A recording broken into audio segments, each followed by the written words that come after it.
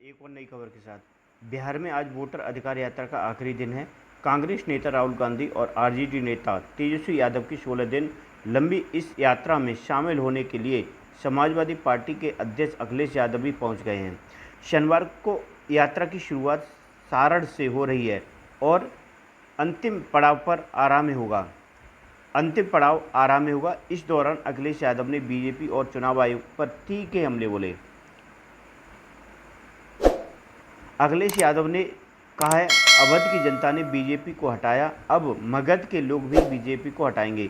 BJP का पलायन होगा। यह एसआईआर धोखे देने की बात है। यह सिरफिरा फैसला है। आयोग इस समय फैसला लेने का मतलब है कि वोट चोरी के साथ डकैती की तैयारी थी। उन्होंने आगे कहा है कि राहुल गांधी, तेजस्वी यादव और बिहार की जनता को मैं बधाई देना चाहता हूं कि वो अपने वोट के अधिकार की लड़ाई लड़ रहे हैं।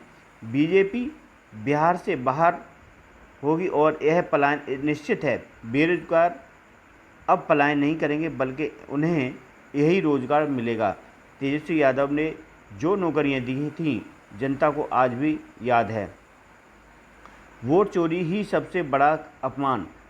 इससे पहले अखिलेश यादव ने कहा था, बीजेपी सभी का अपमान करती है। क्या जनता के वोट चोरी करना अपमान नहीं है?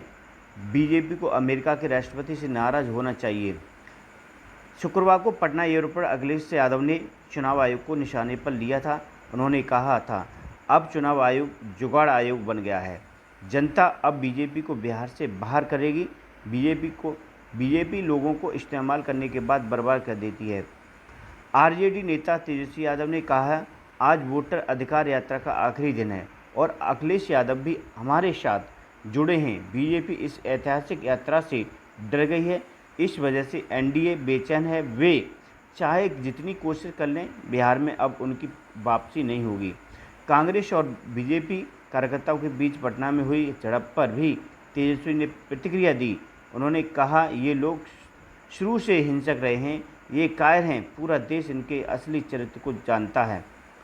16 दिन की इस यात्रा के दौरान 1300 किलोमीटर का सफ़र तय किया गया। तमिलनाडु के मुख्यमंत्री एम.के. स्टालिन पहले ही यात्रा में शामिल होकर सत्ता पक्ष के खिलाफ बिगुल बजा चुके हैं।